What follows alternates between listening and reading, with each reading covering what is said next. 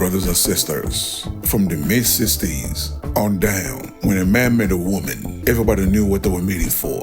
Everybody knew their position. The man knew, okay, I'm going to court this sister. I'm going to put a ring on it. I'm going to provide for her. And when she gives me children, I'm going to take care of my children. And then the woman knows, okay, we just met. He's going to court me. And when he proposed and I say yes, once we get married, my duty is to help him. My duty is to give him children for his legacy. And once the children get here, my duty is to help raise those children. My duty is to feed those children. My duty is to maintain the household and make sure these kids have morals, right? So both the man and the woman both know what they are getting into, right? And they both know the husband is not more important than the wife. They both know this. So everybody stays in their lane and raise their family. And those couples stay together for 10 years, 20 years, 30 years, 40 years, 50 years, 60 years. That was the normal thing. That was normal. Fast forward it to today, the same logic. Now here comes the difference. Social media is not introduced into the equation. All American modern women see now are finance. And that is it. A lot of them no longer believe in the old traditional way. All they see is finance. Quote unquote, six-figure man. You understand what I'm saying? He got to make 100,000. He got to make 200,000. He got to make 300,000. How many times have we seen women come on Kevin Samuels' show? May he continue to rest in paradise. How many times have we seen women come on that show? They're not looking for love. They're not looking to be a good mother.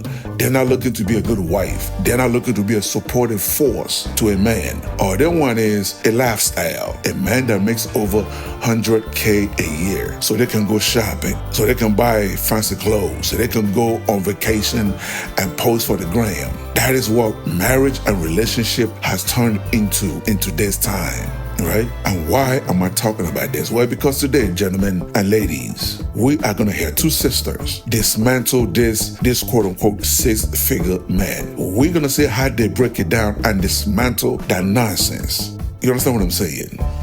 Let's get to it. Hello, welcome to Reactions and Reviews. I'm your humble host, Eze. Thank you, and I hope you enjoy the show. When we talk about the younger generation of women saying, well, we want men who make six figures and we want this, because they listen to all that social media. Right. And, but I have millennials and younger that work for me, and we had these discussions. And one of the discussions I had when they was like, well, I want a man who makes six figures. You know, they're like 25, 28, thanks. And I said, okay. I said, pull up labor statistics.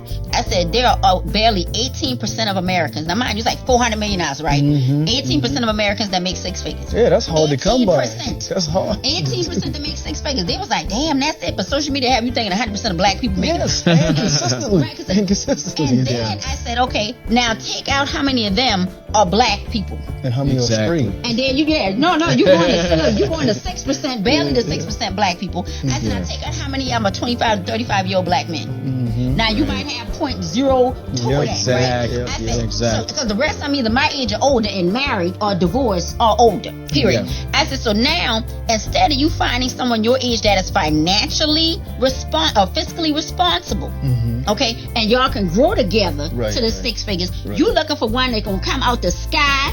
So that's your percentage of athletes in there, and that's six figures. That's your percentage of black men who went to college for certain things and starting off the jump. So you got to find one who's financially responsible, mentally responsible, spiritually responsible, and y'all grow together. Because the chances of you balling out with a six-figure dude your age, 25 to 35, is very rare. Very rare. White women around here trying to find a bunch of them. Okay, like it's 18%. That include old people. Yeah. More young women need to hear that. There you have it. She broke it down eloquently. You understand what I'm saying? To where even a sixth grader will understand what she just said. Everything she just broke down, even a sixth grader can hear what she just said and tell her older sister, yeah, maybe you need to back away from this. I want a six-figure man. You understand what I'm saying? It's just ridiculous. It's just like those sisters that say they want a man at a certain height. If it's not over 6'2", blah, blah, blah, blah, blah. Ladies, worldwide, do you guys know how many men that's above 6'2"? Okay? Now, narrow it down to those that live in America, right? And if you are a black woman, now narrow it down to those that are black men. Now, once you narrow it down, take away those that are homosexual, those that belong to the LGBTQ community, okay? Now, once you narrow that down, take away the ones that's incarcerated, that's in prison, that's doing time, okay?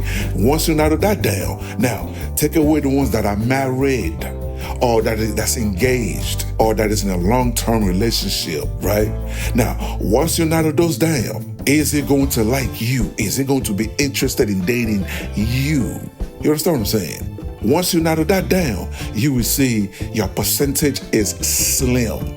Very, very slim. Like this is said, rare. So the notion of a lot of you sisters that have to date a man that's a certain height, looks a certain way, makes a certain amount of money is the reason why a lot of you sisters are single, and most likely you will grow old alone.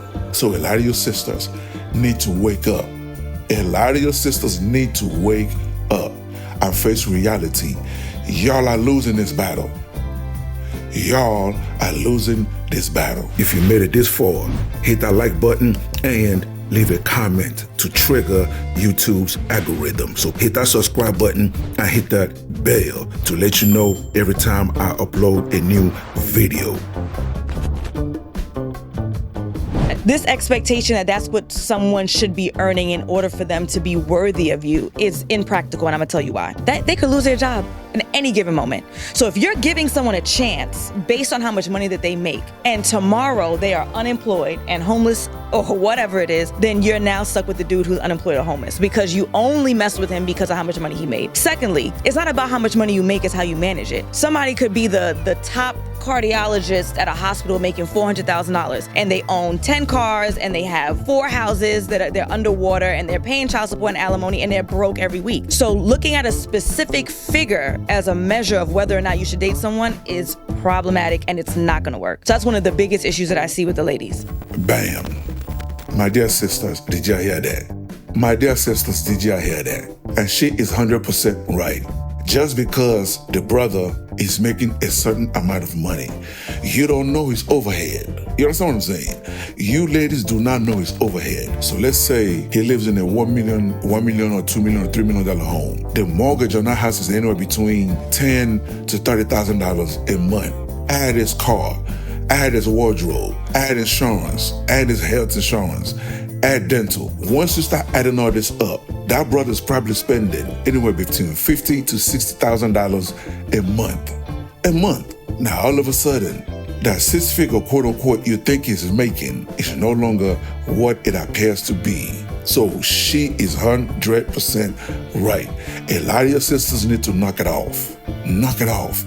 Get you a good man as long as he's working hard and maintaining a roof over your head, food, your transportation, your health insurance, your car insurance. If you have children together, the kids are taken care of. If that man can fulfill that, if he's only making 60, 70, or 80 a year, my dear sister, you need to get with that brother because that is a good man.